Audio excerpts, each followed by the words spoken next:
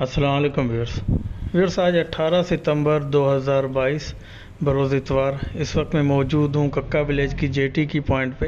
Viewers समंदर की जो आज कंडीशन थी वो जो नज़दीकी एरिया में जो शिकार करते हैं उनके लिए साजगार नहीं थी, लेकिन डीप सी में जो बड़े जहाज़ों का शिकार करते तो वो काफ़ी तादाद में मछली लेके आए और फिशरीज़ के अंदर काफ़ी दिनों से काफ़ी हद तक माल आ रहा है और रेट भी काफ़ी हद तक बेहतर हो चुके हैं। लेकिन जेटी पे जो सूरत हाल थी वो पिछले 2 दिन से कुछ बेहतर नहीं है। उससे पहले काफ़ी माल आ रहा था, लेकिन 1-2 दिन से माल की कंडीशन बेहतर नहीं है।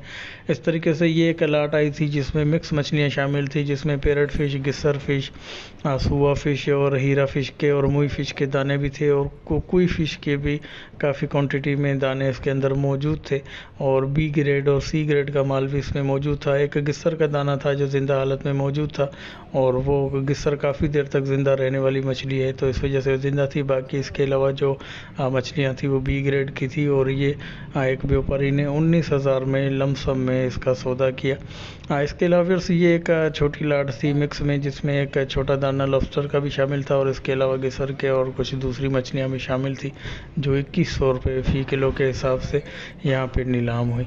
इसके अलावा भी ये लॉबस्टर हैं जो ज़िंदा हालत में कंपनीज़ को, एक्सपोर्टर्स जो होते हैं उनको फ़रोख्त किए जाते हैं, जिसमें मिक्स क्वांटिटी है। उसके बाद जो व्यापारी इसको परचेज़ करके साइज़ वाइज इसको अलग करके और अलग अलग रेटों पे एक्सपोर्टर को फ़रोख्त किया जाता है। यहाँ पे मछली परचेजिंग की तरीक़ेकार इस तरीके से है कि यहाँ पे जो व्यापारी वगैरह हैं वो माल परचेज़ करते और उसके बाद फिशरीज़ वगैरह में फ़रोख्त कर देते हैं। तो बड़ी लाटें होती हैं तो आम परचेज़र भी परचेज़ कर सकता है, लेकिन छोटी लाटें, बड़ी लाटें परचेज़ नहीं कर पाते।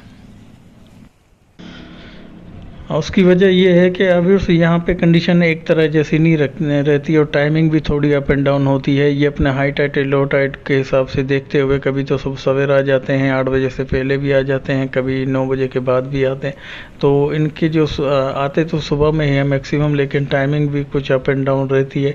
तो आम परचेज़र को इसमें थोड़ी दुश्वारी हो सकती है, क्योंकि जो छोटी मोटी लाटें हैं वो तो मिल जाती हैं, लेकिन जब व्यापारियों के पास माल आ जाता है तो रेट फिर तब्दील हो जाता है।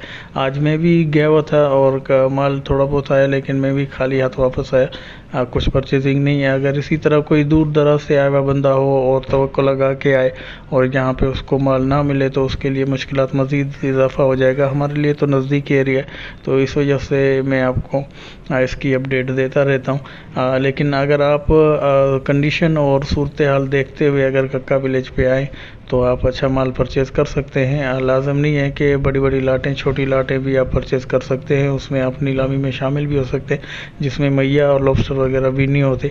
तो आप यहाँ से माल परचेज़ कर सकते हैं जो बिल्कुल फ्रेश ज़िंदा हालत का माल होता है और काफ़ी कम रेट में भी होता है। लेकिन जो ज़िंदा दाने होते हैं, जो एक्सपोर्ट का जो माल होगा उसका रेट ऊपर होगा। जैसे इस लाट के अंदर जो गिस्सर के दाने थे, इसकी वजह से इसका रेट काफ़ी हद तक बढ़ गया था और ये लाट पूरी जो है वो 19,000 रुपये में यहाँ पर ये फ़रोख्त हुई है।